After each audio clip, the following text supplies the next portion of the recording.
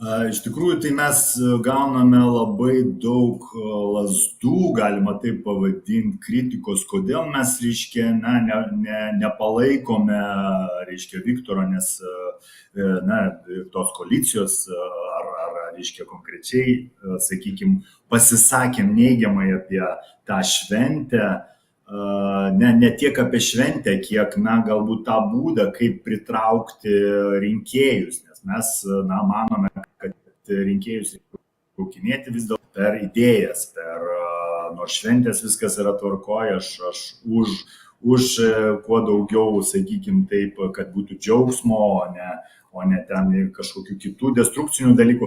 Bet jeigu šnekant apie politinį lauką, tai vis dėlto turėtų būti daugiau kova idėjų, daugiau argumentų ir nebijojimas sėsti, reiškia, akis į akį ir šnekėtis, diskutuoti. Bet matom, kad vietoj to yra, reiškia, užimamas tas rinkėjas tokiom šventėm, tiek, reiškia, Naisiuose, tiek dabar Kėdainiuose. Ir šnekant apie tą pagrindinį klasą, reiškia, vienysimės ar nesivienysim, tai, mes nuo pat pradžių, kas mus seka ir Eduardo Vaitkaus mintis seka nuo pat kandidatavimo prezidentus laikotarpio, nors daug kas sako, kad mes tarsi nešnekam apie vidinę, sakykime, taip, dienotvarkę, kas vyksta pas mus viduje politikoje. Bet čia yra netiesa. Mes būtent, kad visų pirma šnekam apie tai, kad mes turime apsikuopti viduje savo kieme. Ir tas, kurie vyksta, reiškia, kurie be abejo susijęs su mūsų vidaus politika, bet visų pirma mes turime įsikuopti savo kieme. Jeigu mes negalime įsikuopti kieme, mes tikrai neturime teisės, reiškia, nurodinėti kažkam, kaip turėtų būti demokratija, sakykime, taip statoma kažkokiose šalyse.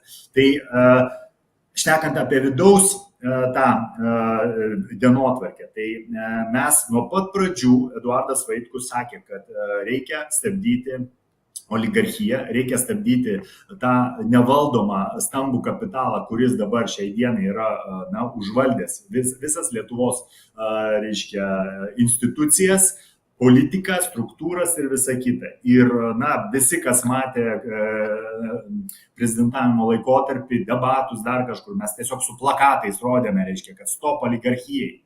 Tai jeigu mes einame su šitą žinutę, mes niekur nuo jos neatsitraukiam, kaip ir nuo visų kitų mūsų nuostatų.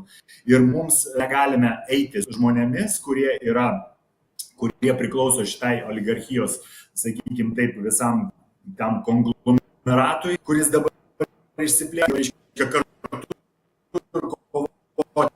Mes negalim to daryti. Mes manome, kad vis dėlto labai, sakykime taip, negerų dalykų yra vis balansas tarp pajamų uždirbamų, tas, reiškia, gepas ir sakykime, tas atskirtis socialinė, ji yra labai didelė. Todėl, žinot, kaip aš dar priminsiu, 2009 metais, kaip atėjo Grybauskaitė, atėjo su vienu pagrindiniu šūkiu, vienu iš pagrindinių, tai reiškia kovoti su oligarchija. Visi tai išgirdę, mes bėgome už ją balsuoti. Kas įvyko nuo to laikotarpio? Oligarchai, jie ne tik, kad išsikerojo, ta prasme, jų pasidarė, reiškia, žymiai didesni, sakykime, ne tik, kad valdos turtai ir visa kita, bet jų pasidarė ir skaičius didesnis.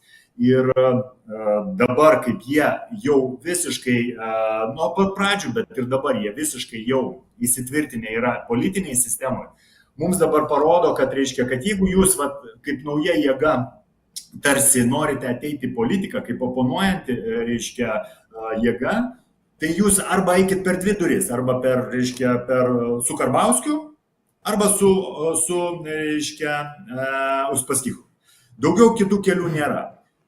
Tai mes su tokiu dalyku nesutinkame, mes manome, kad čia yra iškreiptas toksai mąstymas, iškreipta tokia realybė, mes tikrai vien dėl to, kad mes neturim resursų, todėl mes negalim dalyvauti, reiškia, politiniam lauke, mes su tokia pozicija nesutinkam. Tai čia toksai bendras paaiškinimas, kad vis dėlto su oligarchija niekada pas mus niekas nekovojo. Ir oligarchija yra viena iš didžiausių, be abejo, oligarchija, kuri susijusi su sisteminė korupcija, kuri tai pačios didžiausios Lietuvos, sakykime, blogybės. Tai yra, reiškia, vėžys, kuris anksčiau ir vėliau, reiškia, sunaikins mūsų valstybę ir mes negalime palikti šitų klausimų mirties, sakykime, taip, statuse, mes turim su tuo kovoti.